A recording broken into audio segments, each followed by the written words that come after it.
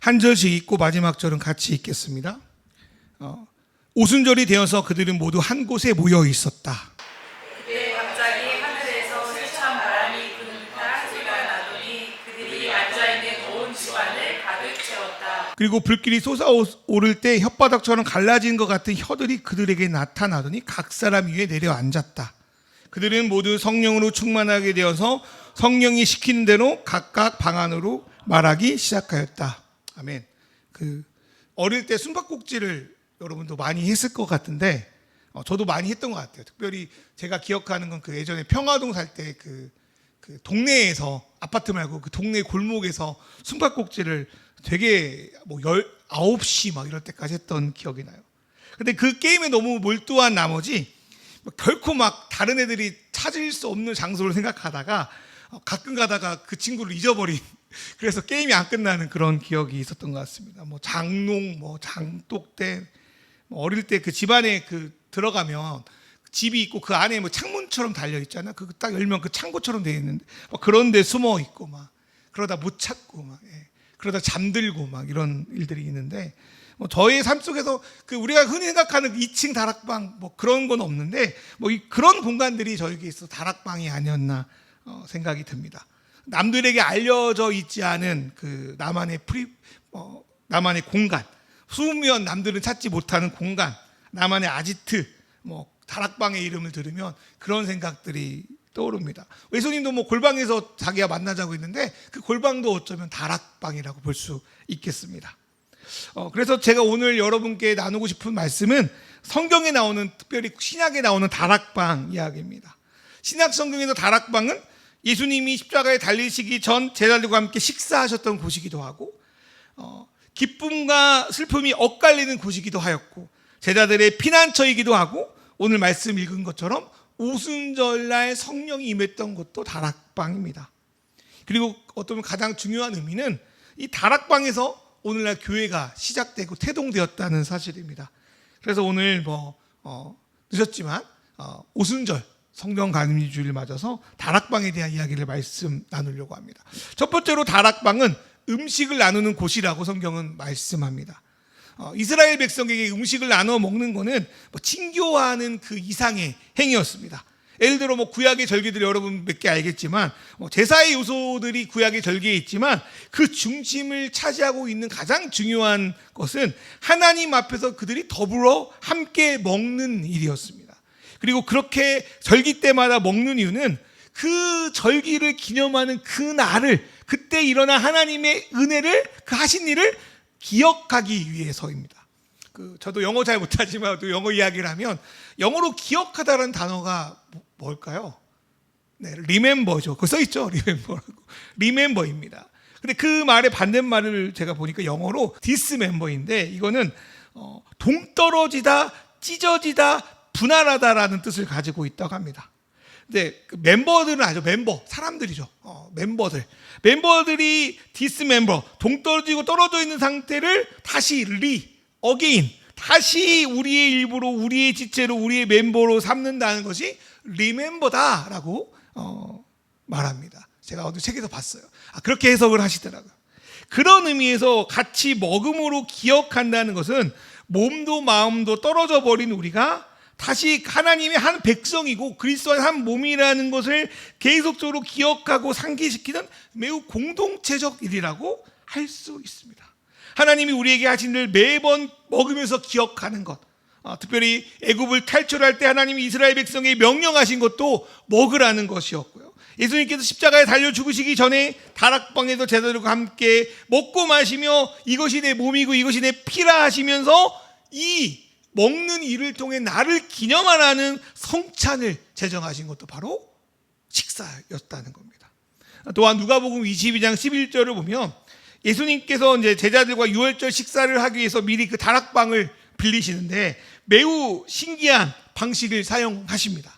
그때 예수님이 제자들에게 너희가 들어가면 물동이 지고 있는 사람 만날 거야. 물동이 지고 있는 사람을 따라가 보면 그 집이 나올 텐데 그 집주인에게 야, 주님이 쓰시겠다고 해라. 그것도 집주인이 너에게 내줄 거야. 어쨌든 저희 지금 오늘날 우리에게는 잘 이해하지 못하는 그런 일들을 사용해서 그 다락방 장소를 구하시는데, 그때 그 중에 뭐라고 말씀하시냐면 누가복음 22장 11절 말씀 우리 같이 읽어볼까요?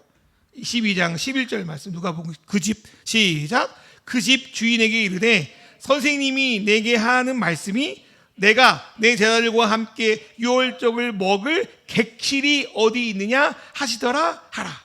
여기서 그 객실이라는 단어에 좀 주목해 보면 좋겠어. 객실, 여관이라고 번역할 수 있는데 이 단어가 헬라어로 카탈리마라는 단어라고 합니다. 신약에서는 딱 3번 나와요. 마가복음에 1번 나오고 누가복음에 딱 2번 나옵니다. 마가복음에서는 누가복음 22장 말씀처럼 예수님이 유월절 식사를 찾는데 사용되는 객실을 찾아라, 여관을 찾아라 할 때 마가복음은 사용됐어요. 근데 누가복음에서 오늘 22장 말씀 말고 또 어디에 사용되냐면 바로 예수님이 탄생하시기 전 마리아와 요셉이 베들레헴에서 머물고 출산할 곳을 찾을 때 이 단어가 사용됩니다. 딱 3번 사용되는데 누가복음 2장 7절 말씀 읽어볼까요? 누가복음 2장 7절 시작.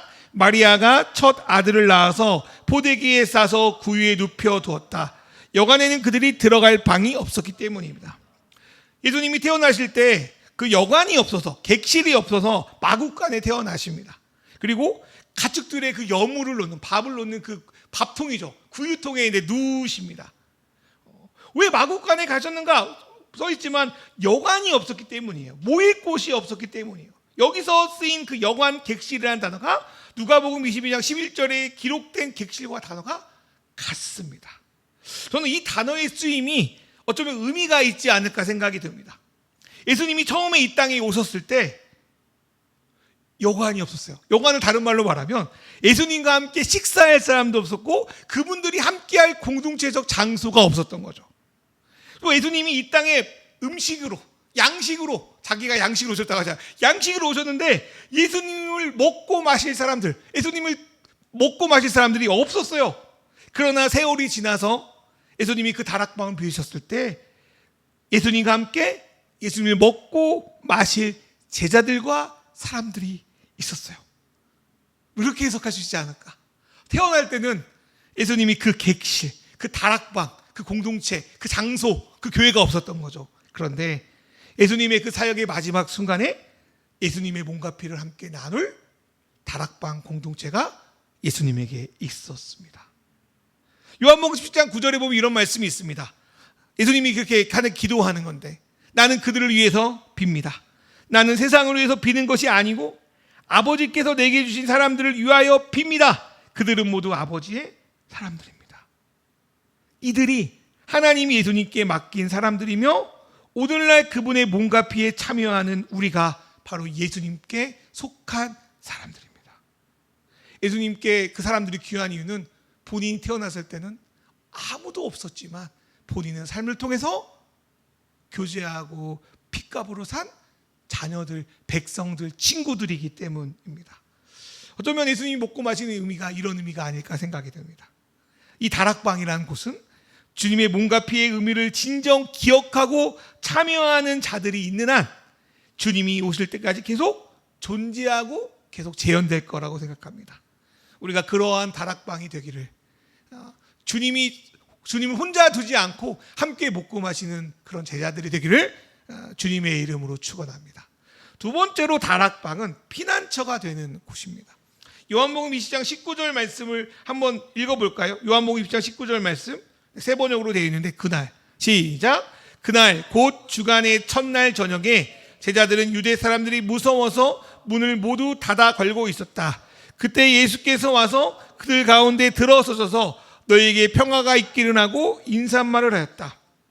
이 말씀 보니까 제자들이 예수님이 잡혀가신 후에 모두 원래 도망가 버리잖아요. 그런데 희한하게도 이들은 각지로 유대 전역으로 도망가지 않고 흩어지지 않고 한 곳에 모두 숨어 들었던 것을 알 수 있습니다. 이들이 함께 숨어 있던 곳이 어딘가? 요한복음에는 이곳이 정확히 어디인지는 말하지 않지만 많은 학자들이 아마도 이곳이 우리가 잘 아는 마가의 다락방이라고 추정합니다. 제자들 대부분 예루살렘이 고향이 아니에요. 뿌리가 아니에요. 갈릴리 촌놈들이 대부분이었고 예루살렘 안에서도 이들은 뭐 인사이더가 아니고 아웃사이더와 같은 변방인 같은 사람들이었습니다. 막 분위기가 좋고 힘이 있으면 그곳에 있을 수 있어요. 근데 가장 중심이 되고 사랑했던 예수께서 제사장의 군대에 의해서 로마에 의해서 끌려가서 죽으셨습니다. 얼마나 두렵고 떨렸을까. 마음은 베드로가 말한 대로 선생님이신 메시아이신 예수님 따라 죽기를 각오했을 겁니다. 그러나 막상 주님이 잡히는 상황이 되자 이들은 모두 예수님을 버리고 도망갔습니다. 여러분, 좋은 일 있을 때 우리는 서울도 가고 놀러 가요. 어려운 일 있으면 보통 고향으로 도망갑니다. 그렇잖아요. 그죠? 근데 제자들은 희한하게 무슨 기소본능이 있는 것도 아니고 마가의 다락방으로 모입니다. 상식적으로 무섭고 두려우면 엠마오로 가던 두 제자들처럼 예루살렘을 떠나는 게 생존에도 유리한 것처럼 보여요. 그런데 예수님을 버리고 무서워서 떠난 제자들이 함께 모인 곳이 다락방이라는 사실이 좀 신기합니다. 베드로는 그 제자들은 예수님이 부활하고 다시 갈릴리로 돌아가잖아요. 예수님 죽었을 때는 다락방에 모여 있습니다. 왜 그랬을까?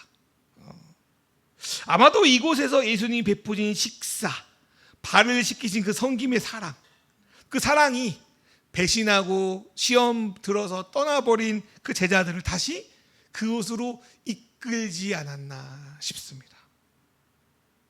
저도 그랬던 것 같은데요. 저도 어릴 때나 학교 다닐 때 교회에 대한 여러 가지 상처와 고민으로 교회를 몇 년 동안 이제 떠난 듯한 마음들이 있었거든요. 그 희한하게 마음에 남때 예전에 그런 안 좋은 일도 있지만 참 좋은 기억도, 주님 만났던 기억들, 주님과 함께 경험했던 그 기억들이 나를 어쩌면 다시 교회로 이끌었지 않았나 싶습니다. 여러분도 그런 기억이 있을 거라고 생각해요. 다락방이 바로 그러한 곳이에요. 예수가 끌려가서 예수님이 나를 성공시키고 나를 이끌어갈 메시아인 줄 알았는데 예수님이 어쨌든 간에 십자가에 죽으시고 얼마나 그들 안에 죄책감, 상처, 고통, 고민, 어쩌면 예수님에 대한 배신감도 있었을 것 같아요.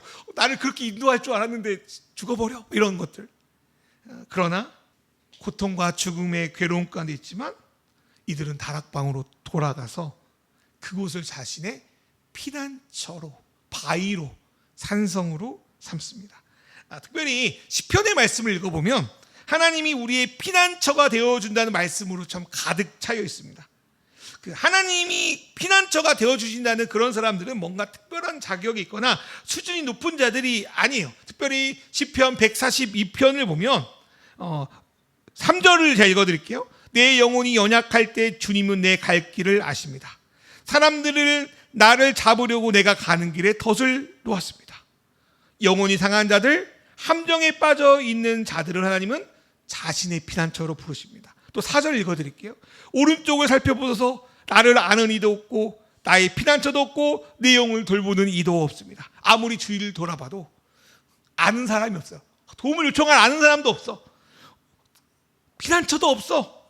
내 영혼을 돌볼 수 있는 이도차 없어. 그런 이들을 하나님이 부르셔서 피난처가 되어주십니다. 또 6절 말씀 읽어볼까요? 나는 너무 비참하게 되었습니다. 내가 이렇게 부르짖으니 내게 귀를 기울여 주십시오. 나를 핍박하는 자들에게서 나를 건져주십시오. 그들이 나보다 강합니다. 나의 잘못 때문에 혹은 다른 이들의 공격 때문에 비참하게 된 자들, 하나님께 도와달라 부르짖을 것밖에 할 수 없는 이들에게 하나님은 피난처가 되어주십니다. 마찬가지로 예수님은 자기를 떠났음에도 여전히 사랑하는 제자들을 위해서 피난처 다락방을 구해주십니다. 어쩌면 예수님은 그것까지 생각해서 피난처 그 다락방을 구했을지도 모르겠습니다. 그리고 그 피난처에서 두려워 떨며 문을 잠그고 있는 제자들에게 예수님은 부활하셔서 그 문을 통과하시고 이들에게 나타나셨습니다. 그 피난처에서 예수님은 뭐라고 말씀하시냐? 평화, 화평, 그 단어를 2번이나 반복하시며 선포합니다. 너희에게 평안이 있을지어다. 예수의 죽음으로 시작된 이들의 불안은 예수의 살아나심으로 평안이 되었다는 겁니다. 신앙인의 불안은 이런 것 같아요. 하나님 나를 방치하고 있는 거 아닌가? 나를 떠나버리신 거 아닌가? 이게 두려움 아닙니까? 근본적인 두려움 아닙니까? 하나님은 그런 우리에게 피난처를 내어주심으로 그 순간을 버티고 견디게 하십니다. 그러나 거기서 멈추지 않아요. 하나님은 끝내 피난처 안에 예수를 보내주심으로 우리의 슬픔이 기쁨이 되고, 이사야 62장 3절 말씀처럼 우리가 죄를 대신해서 화관을 우리에게 씌워주시고 그리고 부활의 기쁨이자 평안을 주십니다. 주님이 그렇게 하시는구나. 그게 주님이 우리에게 피난처를 내주시는 이유라는 생각이 듭니다. 이 평안은 2000년 전 제자들에게도 필요하지만 오늘을 살아가는 우리에게도 필요한 것 같아요. 우리는 매 순간마다 주님의 살아계심을 확인하지 않고는, 그분을 만나지 않고는 어쩌면 매번 두려움이나 어쩌면 세상에 대한 의심으로 이 세상을 계속 살아갑니다. 두려워 떨든지 아니면 별거 없어 하고 불신으로 살아간다는 거예요. 그 순간에 하나님이 우리를 피난처가 되어주시고 우리를 회복해 주시는 그런 다락방을 우리에게 되어주십니다. 그 다락방이 저와 여러분에게 있기를, 우리가 다락방이 되기를 주님의 이름으로 축원합니다. 세 번째로 다락방은요, 함께 기도하는 곳이었습니다. 예수님은 두려움을 떨고 있는 제자들이 있는 다락방으로 찾아오셔서 이들에게 평안이 있기를 두 번째 말씀하시는 차에 이런 말씀하십니다. 요한복음 20장 21절인데요. 제가 읽어드릴게요. 예수께서 다시 그들에게 말씀하셨다. 너희에게 평화가 있기를 빈다. 아버지께서 나를 보내신 것처럼 나도 너희를 보낸다.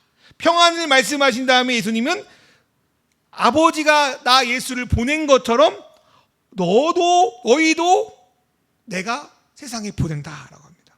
그리고 그 다음 말씀 22절에 하시는 말씀이 뭐냐면 예수께서 숨을 크게 내뱉으시며 성령을 받으라고 말씀합니다. 성령은 푸뉴마라고 해서 바람이라는 뜻을 갖고 있습니다.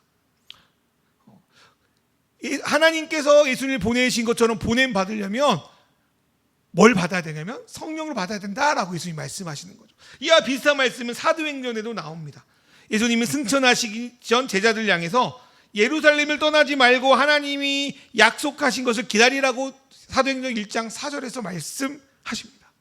이것은 누가복음 24장 49절에 보면 위로부터 오는 능력을 말하는 것이고 사도행전 1장 8절에는 그걸 성령이라고 말합니다. 사도들은 성령을 받고서야 요한복음 20장 21절처럼 아버지께서 예수님을 보내신 것처럼 예수님을 통해서 보냄 받을 수 있습니다. 그 보냄 받은 제자들은 우리가 너무나 잘 아는 사도행전 1장 8절처럼 유대뿐 아니라 사마리아 땅끝까지 각자 다양한 역할과 상황 속에서 주님의 이름을 드러내는 증인이 될 거라는 거예요. 이 성령을 받기까지 예수님은 예루살렘 떠나지 말고, 다른 말로 다락방 떠나지 말고 그곳에 모여 있으라고 말씀하십니다. 그래서 제자들이 어디로 갑니까? 계속 머물고 있었던 다락방으로 올라갑니다. 그게 사도행전 1장 13절의 말씀입니다. 그 다락방으로 들어가 이들이 한 거는 바로 기도였습니다. 이들이 예수님의 약속을 믿고 그 일이, 예수님이 하신 그 일이, 그 사명이 자기들에게도 이루어지기 위해서 이들은 한 마음으로 기도합니다. 이들은 자기들도 예수님의 저런 보내심 받기 위해서 하나님께 기도했던 겁니다. 예수님이 가져오시고 나타내신 그 하나님 나라의 통치가 자기들에게만 머무는 것이 아니라 자기들이 가는 곳에 이루어지기를 그들은 기도했습니다. 이를 위해서 필요한 것은 예수님의 영이신 성령님이었습니다. 예수님이 이 땅에 계실 때 예수님은 자기와 함께 하신 이들을 가르치고 다스렸습니다. 그런데 예수님이 유대의 육신의 몸을 입고 있기에 유대 지역을 커버하는 것도 쉽지 않았습니다. 그래서 예수님이 자기 사역의 정체성을 이스라엘의 잃어버린 어린 양을 위해 왔다고 하신 이유도 그 때문일 겁니다. 그러나 이제 예수님은 자신의 영으로 각 사람에게 임할 뿐 아니라 그 영으로 자기의 사람들, 자기의 공동체를 통치하실 성령님을 주셔서 어떤 특정한 일부가 아니라 만인 제사장이 나가죠. 자기를 믿고 성령을 받은 모든 사람들을 각자의 영역으로 보내시고 통치하셔서 예수의 증인이 되게 하신다라고 말합니다. 이를 위해 필요한 것은 하나님 나라 통치와 성령의 임함을 기도하는 그 기도였습니다. 그리고 그 기도가 응답되는 곳은 바로 다락방이었습니다. 기도하는 곳이 바로 다락방이었습니다. 저로 여러분에게 그 다락방이 있기를 소망합니다. 제자들에게 다락방은 주님이 주신 몸과 피를 먹고 마시는 기억의 장소였고, 힘들고 지칠 때 피하고 회복하는 곳이었기도 하고, 주님의 성령을 받기 위해 기도하는 곳이기도 했습니다. 그리고 그 다락방이 있을 때 예수의 몸인 교회가 세워집니다. 오늘 우리에게도 이 다락방이 필요합니다. 단순히 특정 장소를 다락방으로 하고 싶지 않습니다. 오늘 말씀처럼 우리가 다락방을 통해서 이 세 가지를 누릴 때 우리 안에 성령님이 임하실 줄 믿습니다. 그 성령님을 기대합니다. 말씀을 마무리하려고 합니다. 그리고 마침내 다락방에서 기도한 지 열흘 만에 오순절 아래 성령님이 임하십니다. 성경을 보니까 성령님이 임하시는 방식이 크게 두 가지로 볼 수 있어요. 첫 번째로는 사도행전 2장 2절 말씀을 읽어드릴게요. 고련히 하늘로부터 급하고 강한 바람 같은 소리가 있어 그들이 앉은 온 집에 가득하며. 첫 번째로 성령의 임함은 급하고 강한 바람과 같은 소리입니다. 성경에서 성령은 바람으로 많이 표현되어 있습니다. 바람. 예를 들어서 예수님은 성령으로 태어난 사람이 누구인지 표현하실 때 요한복음 3장 8절에서 바람 같다라고 말합니다. 읽어드릴까요? 요한복음 3장 8절. 바람은 불고 싶은 대로 분다. 너희는 그 소리를 듣지만 어디에서 와서 어디로 가는지 모른다. 성령으로 태어난 사람은 다 이와 같다. 그리고 급하고 강한 바람은 어제 그저께 바람 불었지만 태풍이나 허리케인 같은 강한 파괴력이 있는 그런 힘을 연상시킵니다. 그런데 그래서 이제 그렇게 설교도 많이 하는데 오늘 이 말씀에서 주의할 부분이 있습니다. 그거는 사도행전에서 성령은요 바람으로 임한 게 아니에요. 잘 읽어보면 뭐라고 임합니까? 바람 같은 소리로 임합니다. 그래서 바람이 불어가지고 막 그 다락방에 있는 물건들을 다 날려버리고 이렇게 임한 게 아니고 바람이 부는 듯한 소리, 바람 소리 아시죠? 쉬 이런 소리가요. 바람이 부는 듯한 소리가 태풍이 부는 듯한 웅웅거리는 소리가 온 집안을 채울 정도로 가득 차 있었던 거예요. 그 바람 소리, 그 성령의 소리를 들었을 때 다락방에 있는 120명의 성도들은 그거 외에 아무 소리도 못 들었을 거라 생각해요. 제가 그저께 이제 애들 재우고 부모님들하고 이제 밖에서 텐트 친 그 천막에서 이야기하는데 밖에서 비가 엄청 내리니까 소통이 안 돼. 아까 목소리를 크게 했거든요. 그러면 그 바람 소리가 그 다락방에 가득 찬 거예요. 소통이 안 돼. 다른 말로 아무 소리도 안 들려요. 오직 바람 소리만 들리는 거예요. 세상의 소리, 내 내면의 소리가 다 안 들려. 오직 바람 소리만 내 안과 밖을 채우니까 그 소리가 이들의 생각과 마음을 변화시켰을 거라고 생각합니다. 두 번째로 성령이 임할 때 나타나는 현상은 불의 혀처럼 갈라지는 혀입니다. 불을 피울 때 이렇게 뭐가 이렇게 움직이잖아요. 아지랑이처럼. 그걸 이제 불길, 성경에서 불의 혀로 표현했습니다. 우리는 보통 불이라고 하면 뜨거운 열정으로 생각합니다. 그래서 오늘 본문 읽으면서 성령이라고 하면 불 받아야 된다고. 어떤 이제 체험하신 분들은 성령 받고 몸을 떼굴떼굴 굴렀다고. 찬양도 성령의 불타는 불이 타야 된다는 생각이 들어요. 그게 틀린 말은 아니에요. 감동적인 일들이 일어날 수 있겠죠. 그런데 오늘 말씀에서 강조하는 그 뜨거움이 아니에요. 불의 혀처럼 갈라진 어떤 불똥 같은 것이 보인다는 거예요. 앞에 바람 소리가 제자들과 120명 성도들의 모두 귀를 장악하거든요. 여러분, 우리는 귀를 통해서 메시지를 듣잖아요. 그 메시지를 완전히 성령의 소리로 완전히 장악한 거예요. 두 번째로 불의 혀는 이들의 눈을, 시각을 붙들고 있습니다. 또한 바람 같은 소리는 그곳에 있는 모든 사람들이 함께 똑같은 메시지를 들었다면, 소리를 들었다면, 불의 혀는 함께 공유하는 게 아니고 분화해서 갈라져서 각 사람 위에 혀처럼 임하 있는 거예요. 불의 혀가 각 사람 위에 임했다는 게 어떤 걸까? 저는 이렇게 생각해요. 이건 제 해석이에요. 안 써 있더라고.